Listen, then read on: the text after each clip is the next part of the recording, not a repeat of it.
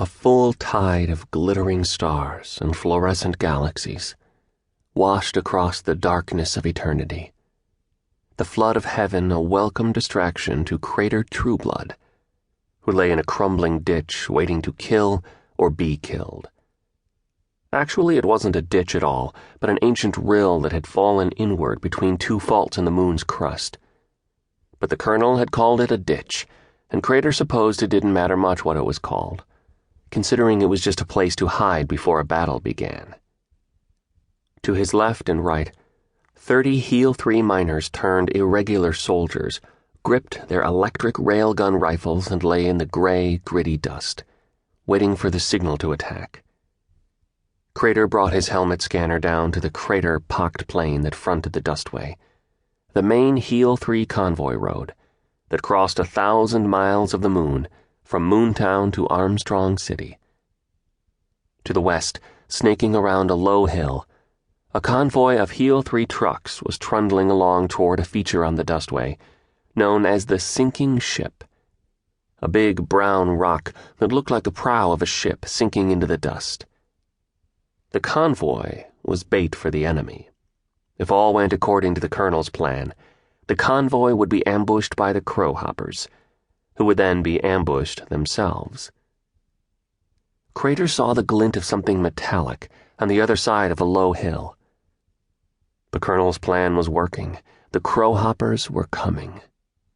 "Crater," the colonel snapped. "Have a look at the battle pewter." Crater didn't understand why the colonel wanted him to look at the battle pewter, but he slid back from the ragged lip of the rill and had a look over the shoulder of the battle pewter operator, a fellow who went by the name of Cat Trayman. The view was a signal from a flying drone.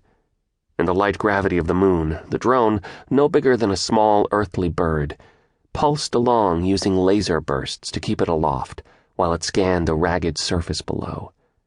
Cat gave the hand signal for enemy approaching to the colonel. Colonel John High Eagle Medeiros, in dust-covered coveralls and an old scarred helmet, nodded his approval.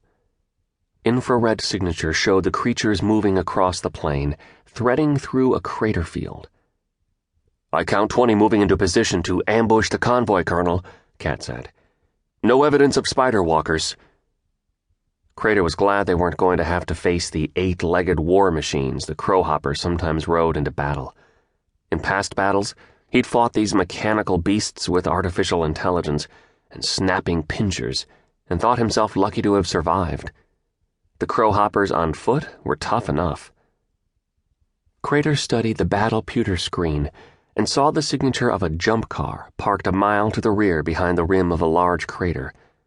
Its landing 2 weeks ago had been reported by a lunatic, one of those hardy moon pioneers who lived alone in the wayback, which caused the colonel to send out the drone, then call up the Moontown irregulars, who, like Crater, were Helium-3 miners employed by the colonel's company.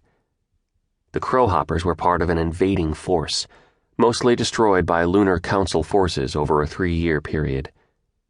The genetically tweaked troops sent by the unified countries of the world to take over the lunar Helium-3 supply were reeling after a series of setbacks. This group, then, was a desperate remnant of a defeated army. Crater saw the glowing figures on the battle pewter begin to disperse. "They're fanning out," Cat warned. "Moving into ambush position." "Tell me when they're set," Colonel Medeiros answered. "Then we'll go at 'em." Crater glanced back at the colonel. The old man's expression was intent, even eager for the coming battle. The colonel was undeniably a great man. He'd pioneered the Helium-3 scrapes on the moon, founded Moontown, and built many companies large and small. But he was also a man who did not seem to mind the blood and stink of war. General Robert E. Lee, the gray fox of the American Civil War, said, "It is well war is so horrible, else we would become too fond of it." Crater wondered what General Lee would make of the colonel. He was well fond of war, and did not seem to mind its horrors, nor the body count of friend and foe, as long as he was victorious. "All right, Crater," the colonel barked. "You've seen enough. Get back in line."